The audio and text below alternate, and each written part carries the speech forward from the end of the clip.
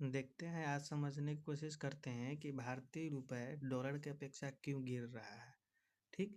यानी 1 डॉलर खरीदने के लिए अब पहले से अधिक रुपया देना पड़ रहा है। कितना अधिक देना पड़ रहा है वो आप जान रहे हैं, लेकिन क्यों देना पड़ रहा है वो आज हम लोग देखते हैं।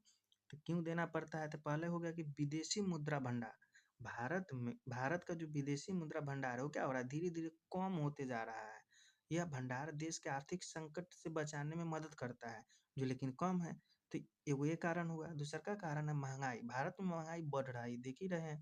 जिससे निवेशक क्या हो रहा है, भारतीय रुपए में निवेश करने में हिचकिचा रहा है, नहीं चाह रहा है कि भारतीय रुपए में हम निवेश करें। ठीक? हाँ, एक और चीज़ जानिएगा, महँगाई बढ़ने का मतलब ये नहीं हो गया कि रुपया का वैल्यू बढ़ गया है, बल्कि वस्तु का वैल्यू बढ़ गया है, रुपया का वैल्यू कम हो गया है, इसलिए महँगाई बढ़ गई है। इतना बात याद रखिएगा। तीसरा कारण हो सकता है कि अंतर्राष्ट्रीय बाज़ार, जैसे अंतर्राष्ट्रीय बाज़ार में उतराव-चढ़ाव, किसी देश का बढ़ गया, किसी का घट गया, ये भी भारतीय रुपए पर असर पड़ सकता है।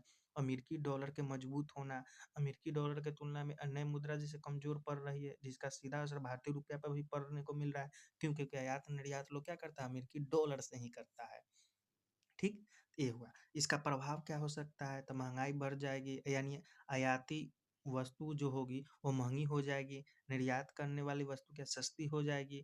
एक ऐसे मान लेते हैं कि पहले $1 बराबर ₹60 था, ठीक? तो पहले एक पानी के बोतल अगर कोई विदेशी खरीदता $1 में कितना 3 पीस, 3 पीस खरीदता ना, लेकिन अब वही ₹80 प्लस हो गया हुआ है, तो उसको $1 में क्या मिलेगा, 4 पानी के बोतल मिलेगा।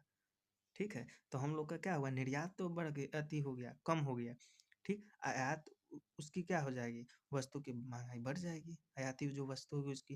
मान लेते हैं जो हम निर्यात यहाँ से कर रहे हैं, भेज रहे हैं, ठीक? तो वो क्या हो गया कि हम 4 पानी की बोतल बेच रहे थे, तो क्या हुआ कि हमारे देश में 4 पानी की बोतल जल्दी खत्म हो जा रहा था, लेकिन वही आयात करेंगे तो हमको क्या मिलेगा, 1 पानी की बोतल कम मिलेगी ना, ये बात याद रखिएगा।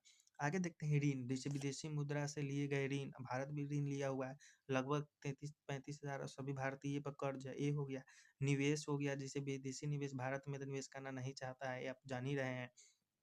इसमें क्या हो सकता है कि निर्यात बढ़ाना होगा, देश को अधिक से अधिक सामान विदेश में बेचना होगा, विदेशी निवेश को बढ़ावा देना होगा, उसको फैसिलिटी देनी होगी कंपनियों को, ये सब कारण हो सकती होगी, उसको प्रोत्साहित करनी होगी, उसको मोटिवेट करनी होगी। महँगाई पर क्या करना, नियंत्रण करनी होगी। अब महँगाई पर नियंत्रण कौन करेगा, तो सरकार करेगी नहीं, कोई हम ही आप लोग जैसे कोई इकोनॉमिस्ट करेंगे, या मौद्रिक नीति लागू करके करेंगे, समझ गए? तो याद आप लोग बतलाइएगा, मौद्रिक नीति कौन लागू करता है? विदेशी मुद्रा भंडार बढ़ाना होगा, ये सब हो सकती है। ये गंभीर मुद्दा है, इसका असर देश के अर्थव्यवस्था पर बहुत